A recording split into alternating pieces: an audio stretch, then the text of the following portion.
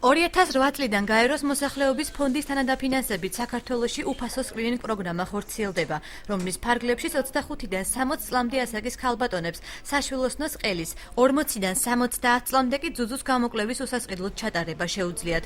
მედიკოსები ირწმუნებიან, რომ დროული მიმართვიანობის შემთხვევაში სიმსივნური დაავადებების მკურნალობის შანსი ბევრად დიდია. პრობლემა იმაში მდგომარეობს, რომ ადამიანებს არ აქვთ ინფორმაცია, ხალხს არ აქვს იმის შესახებ ინფორმაცია, რომ სკრინინგის პროგრამაში უნდა მიიღონ მონაწილეობა მიუხედავად იმისა, რამე აწუხებთ თუ არა. და ეს ამის შესახებ ინფორმაცია ასევე არ აქვთ იმათ, რომ ადრეულ სტადიაზე გამოვლენის შემთხვევაში და ადრეული სტადია არ ნიშნავს იმას, როდესაც იმან რაღაცა აღნიშნა, თუნდაც მკერდში ან სხვაგან. ადრეული სტადია ნიშნავს, როდესაც ჩვენ ვერ ვხედავთ მას და ის მხოლოდ გამოკვლევებით ჩანს.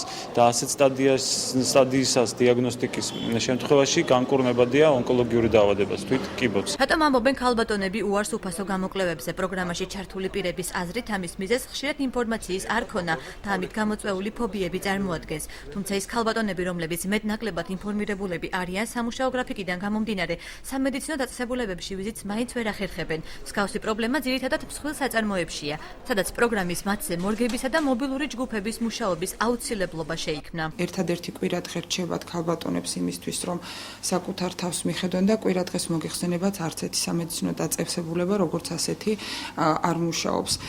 ამდენად ჩვენ ან ჩვენი მობილური ჯგუფებით თავდაპირველად ხვდებით ამ ფაბრიკების წარმომადგენლებს დირექციას ხვდებით, ვთხოვთ, რომ გამოგვიყონ კვირაში რამოდენიმე დღე, რომ მოხდეს ქალების ადგილზე გამოკვლევა. აჭარის პროფკავშირების თავმჯდომარე ილია ვერძაძე თვლის, რომ მსგავსი პრობლემების გადაჭრის გარანტია კოლექტიური ხელშეკრულებების გაფორმებაა, რომლითაც უქმე დღეების გამოყოფა ფინანსური დანაკლისის გარეშეა შესაძლებელი. ილია ვერძაძის თქმით, ასეთი დღე სხვადასხვა საყოფაცხოვრებო პრობლემის მოსაგვარებლად აუცილებელია.